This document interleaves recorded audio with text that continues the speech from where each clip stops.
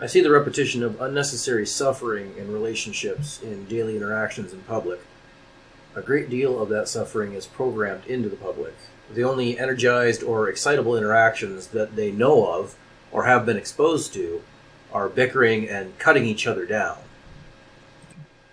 With men and women, the love dynamic has been replaced with a power dynamic. Whoever can create more strain on the relationship while the other endures is winning. And if you're not winning, you're failing in the relationship, or so the television would have you believe.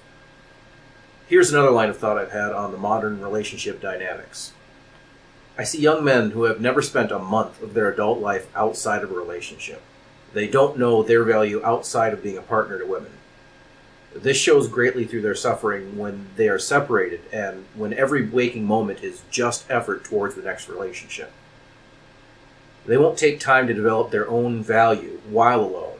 It's always a reflection of female approval. They are blind to the process of developing independent value. It can only be measured meaningfully by women. Add to this the abusive nature of the modern woman. The woman does not want you to provide for her. She can get food and shelter and resources anywhere nowadays. You are only a face attached to those things. No, what you offer is a disposable need. Through seeking her approval, or more accurately, seeking access to sex, you give her the value she seeks in society.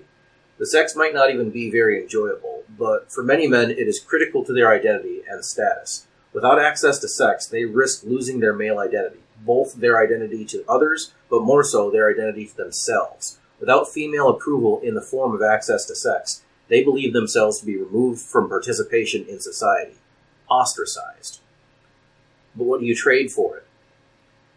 If you take the story of Beauty and the Beast, it tells a woman, to be a hero you find a dangerous man, an animal, and you tame him. This is why I believe women love horses so much. They're living that hero story by breaking a dangerous animal to their will. It's beyond that, though. There's a more South Central Asian take on it, where the tale is a warning to men. A warning telling man that a woman will try to find you and steal your religion. She will usurp your religion and become your deity.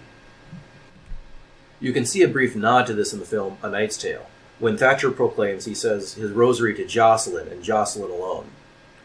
In the Western world, the cruelty of women leads us to my final conclusion of this thought. Women trade access to sex for access to torture. She gives you permission to access her body as a form of her approval, and you give her permission to torture you in exchange. What else would you call the infliction of needless suffering out of boredom? What else would you call the intentional harm a woman does to men for her own enjoyment and security, other than torture? Without saying it in so many words, this is why men get turned away from pursuing women and sex in relationships. The thought of pursuing a woman or sex makes one feel ill, because they know they are offering themselves up for needless torture and whimsical ruination in exchange for subpar sex to keep their self-image whole. What could be so valuable that a man would give someone else permission to torture them? That you would invite someone to torture you? Religion.